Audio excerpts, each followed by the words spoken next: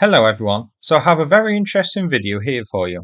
This video clip playing now has been shared today, showing yet another amphibious Ukrainian operation landing on Crimea.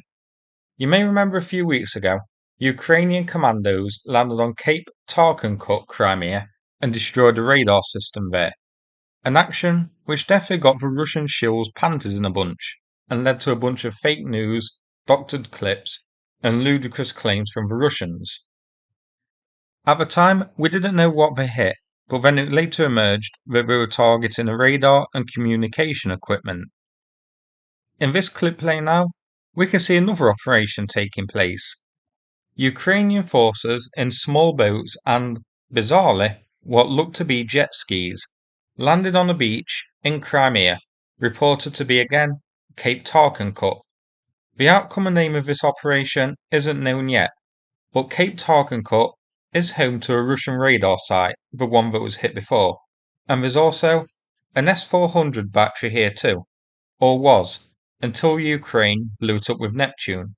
But it is possible there is another S-400 site and that may have been the target, who knows. But I'll personally guess that this is yet another raid aimed at the radar facility. You would have thought Russia would have tightened security a bit after the first raid, but clearly not. Let's have a look at some screenshots. So in this screenshot we can see at least 7 boats are visible. Also noteworthy is not only did Ukraine land boats undetected on Crimea, but they also had a spotter drone filming the action and monitoring the scene. So, not only did the Russian Navy and coastal defences fail, but to the surprise of no one, Russia's air defence did too. Here's a screenshot of them near the coast. So these do look to be jet skis, each carrying 2 Marines. Here is another screenshot, a different location with a fewer number of boats, so it seems that 2 different landing points were used here. At the end, we get a video from the Marines. I'm going to play it in full now. If anyone can provide a translation, that would be very much appreciated. Гурмо здійснено чергову висадку на Крим. Крим буде українським або безлюдним. Now, do you want to read some twaddle? I'm sure you do. Here is Russia's claims of the events. So Russian propagandists have all received their script from the Kremlin. They say 4 objects, 1 boat and 3 jet skis were discovered. A fight ensued and 13 saboteurs were killed, carrying M4 rifles and frag grenades. There were no injuries or deaths to the Russian border service operators. So this Russian report is clearly a bigger work of fiction than Lord of the Rings. They might as well have included that they killed Batman in it. And as we all know from experience, when the wheels of the Russian propaganda machine start spinning, Russia has been hit hard. They spun similar tall tales after the last landing, with fake claims and doctored footage and photos and that sort of thing. And it turned out, that time, the Ukrainian Marines destroyed a radar system and communications equipment. So, roughly translated from bollocks into truth, this actually says, Ukraine caught us with our kegs down, arrived on Crimea, blew something up, and got away before we even knew they were there.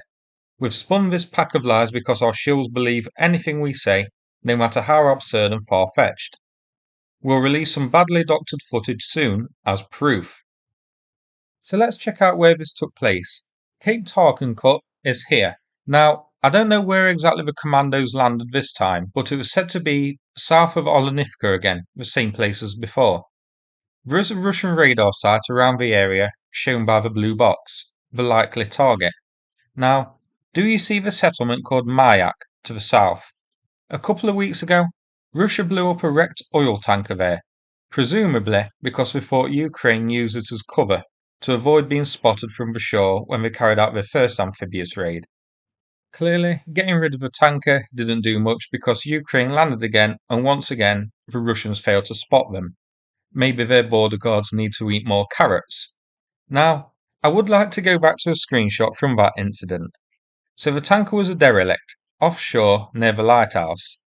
But that isn't what I want to look at. Look to the right of the lighthouse. There's a large communications mast or radar system set up. So, could this have been the target for this commando raid? That mast doesn't show up on Google Maps as imagery, and looks to be a temporary radar mounted during the war. It wasn't known about as far as I can tell, until Russia shared this video of a tanker being blown up. So, did Ukraine discover the whereabouts of this radar thanks to that video and decided to hit it? It's possible and would be a very valuable target. And it is very likely, as the Commandos were operating around this region again. Cape Tarkhankut is shown to be here, about 180 kilometers from Odessa. However, do you remember in September, it was reported that the Boyka Towers were recaptured by Ukraine towards the end of August? The Boyka Towers are a series of large oil platforms roughly here, off Snake Island and closer to Crimea. I think it very likely that Ukraine used these as a staging area to carry out this amphibious raid. Shortly after the last raid on Crimea, Ukraine then hit Crimea hard, notably with the Storm Shadow attack on the Minsk and Rostov-on-Don. So, could this be a prelude to another ship transition into a submarine? We're going to have to wait and see. So, that's it for this video. Some very interesting developments here, and I will do an update when we get more information. Now, before I finish, I'm going to play a thank you message from the Ukraine Volunteer Centre. This video shows the results of a recent fundraiser we did with them. Big thanks to everybody who donated. And be sure to give their YouTube channel a follow too. The link is in the description of this video. Thanks very much, and take care everybody.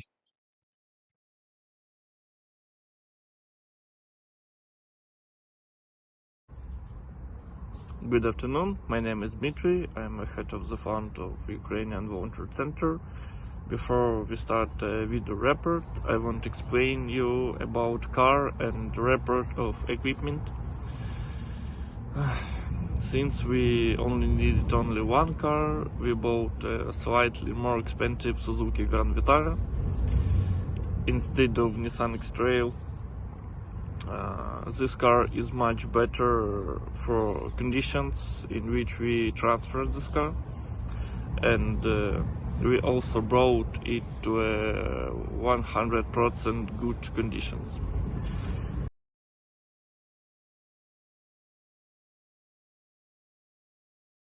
Good afternoon, greetings from the Ukrainian Volunteer Center.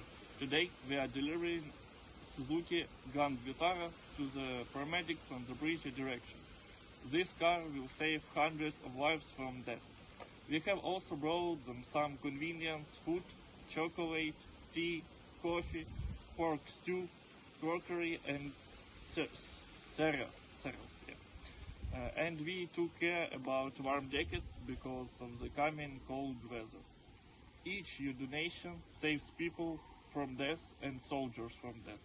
Thank you for your help and trust. Glory to Ukraine. Героям слава!